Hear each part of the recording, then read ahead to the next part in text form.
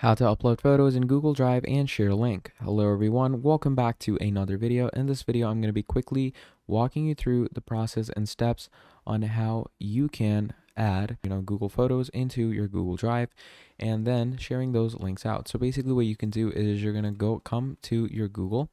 Once you're over here in the Drive, you're going to click on New and you're going to click on File Upload. You can also upload whole folders if you want to. So let's say I upload this picture or image over here in the bottom right. You can see it's upload rate, so we're just going to wait for it to upload real quick. And once the upload is done, basically from there we're just going to wait for it to download to upload. And once it's fully uploaded, what we're going to do is we are going to share this link out to the other people. So let me just wait for this to load up real quick.